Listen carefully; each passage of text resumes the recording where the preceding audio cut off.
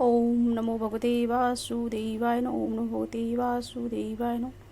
माँ लक्ष्मण पंचामृतम समर्पयामि।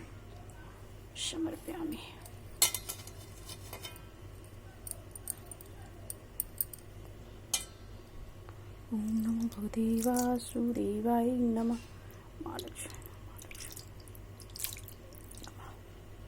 इस प्रकार से हम सबसे पहले पंचामृत स्नान भगवान को करा देते हैं, फिर शुद्ध जल से स्नान करवाते हैं। और ये तस्वीर है, ये है, और ये विष्णु लक्ष्मी जी का विग्रह है। ये पंचामृत आप पाएंगे भी, यही पंचामृत का भोग आपको पाना भी है। तो इस प्रकार से हमने भगवान को पंचामृत स्नान करवा लिया, शुद्ध जल से स्नान करवा लिया।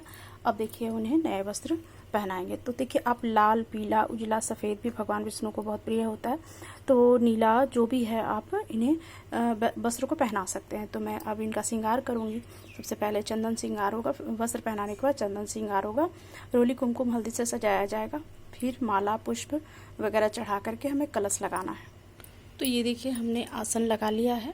आसन लगाने के बाद हमने कलश लगाया है यहाँ पे। इसमें पान के पत्ते या अशोक के पत्ते लगा करके हमें इसे दीप कलश बनाना है, और एक आपको फल का कलश बनाना है। जो भी है आपके पास उपलब्ध वो बनाना है। तो इस प्रकार से हमने पहले यहाँ पे चौकी लगा ली है, इस पर पीले वस्त्र लगा लिए हैं।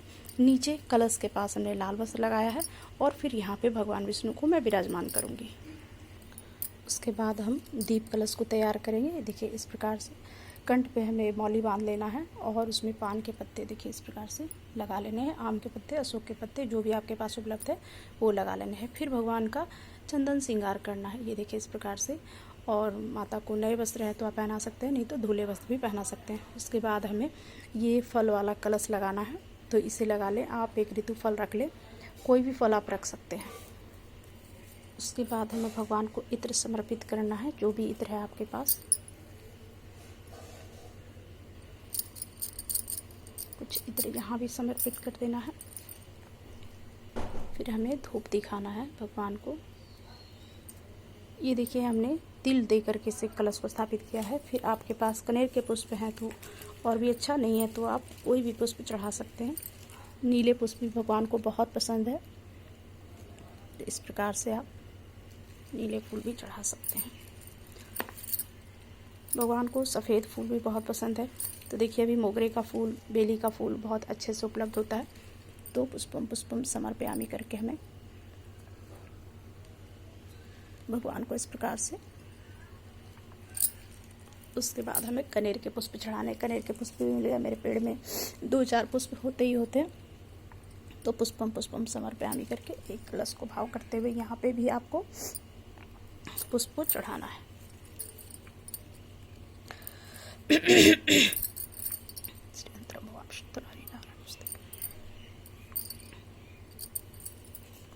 फिर माता लक्ष्मी को हमें लाल फूल अर्पित करने हैं। देखिए पुष्प आपके पास जितना भी है आप भगवान का श्रृंगार कर सकते हैं, उन्हें समर्पित कर सकते हैं जिस प्रकार का आपके पास है। तो इस प्रकार से पुष्पम समर्पयामि का मंत्र करते हुए, नहीं भी मंत्र आ रहा है तो कोई बात नहीं, भाव करते हुए आपको भगवान को पुष्प चढ़ाने हैं। ये देखिए श्री यंत्र है, माता को बहुत प्रिय है। तो आज के दिन विशेष पूजा इनकी भी होती है, तो श्री यंत्र की भी पूजा माता के पास रख करके करना चाहिए। ये देखिए हमने यहाँ पे कलश लगा लिया, दीप कलश हो गया, और ये दूसरा फल वाला कलश हो गया। उसके बाद एक दीपक हमें और जलाना है यहाँ पे इस कलश के पास, तो वो भी ध्यान रखें। और ये धूपम दीपम समर्पयामि। सबसे पहले हमें भगवान को जल का भोग लगाना है, समर्पयामि, और फिर हमें उनको भोग प्रसाद चढ़ाने हैं।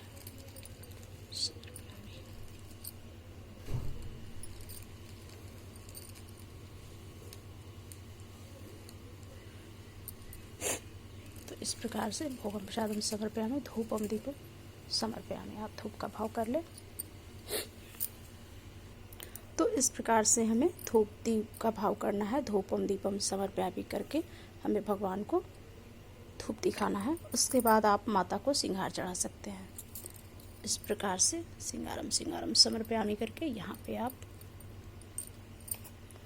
सिंदूरम समर्पयामि। इस प्रकार को माता को श्रृंगार चढ़ाने के बाद हमें कुछ दक्षिणा चढ़ानी होती है।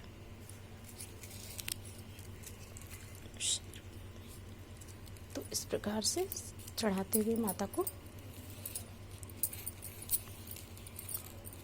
फिर हम कुछ दक्षिणा चढ़ाते हैं। दक्षिणा समर्पयामि। तो यहीं पे हम दक्षिणा को भी चढ़ा देते हैं।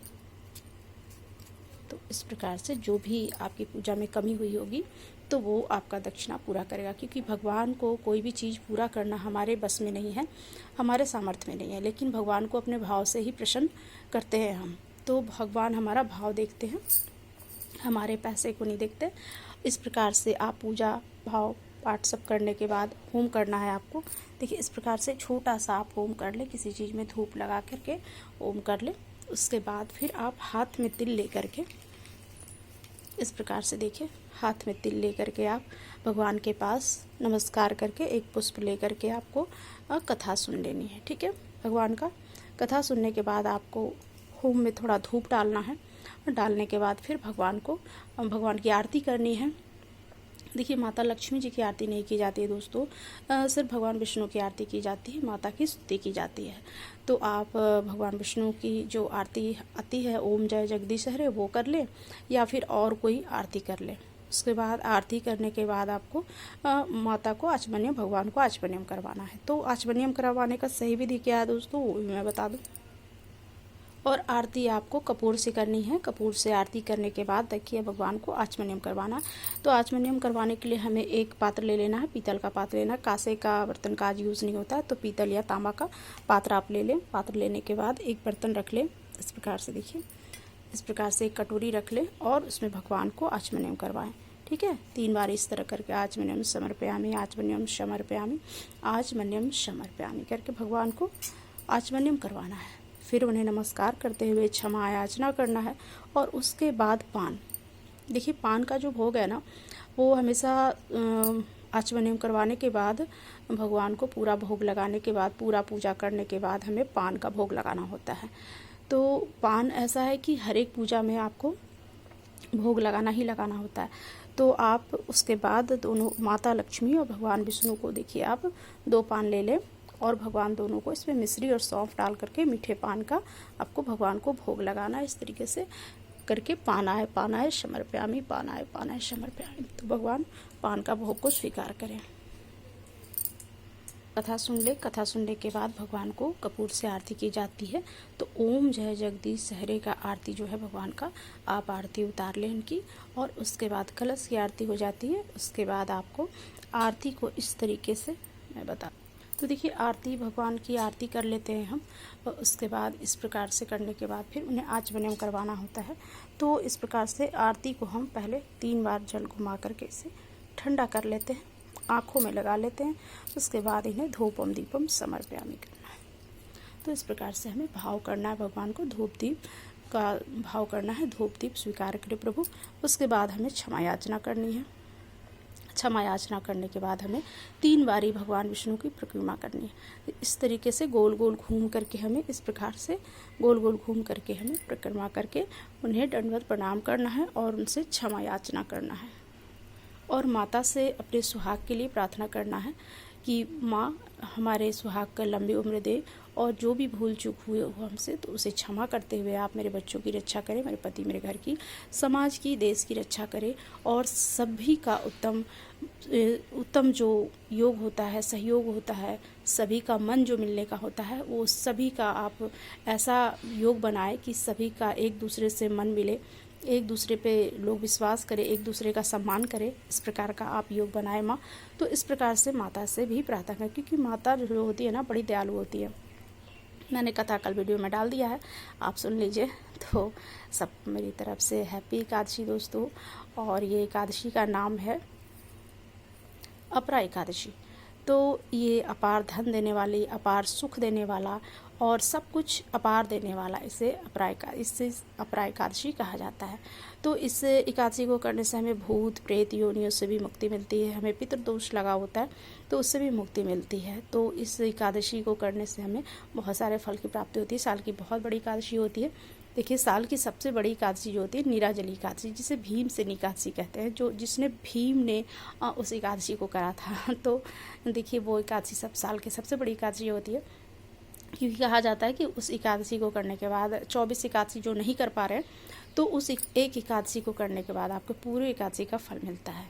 तो अगर एकादशी का आप व्रत नहीं भी कर पा रहे दोस्तों तो कोई बात नहीं, आप भगवान का सुबह ब्रह्म मुहूर्त में उठ करके, अमृत काल में उठ करके आप पंचोपचार पूजा कर लें, पंचामृत पूजा कर लें, पंचामृत स्नान करवा लें। पंचामृत ना भी है तो कच्चे दूध से करवा लें, कच्चा दूध नहीं है तो गंगे जल से करवा लें, लेकिन आपको भगवान को स्नान करवाना है और धुले वस्त्र जरूर ही पहनाने हैं।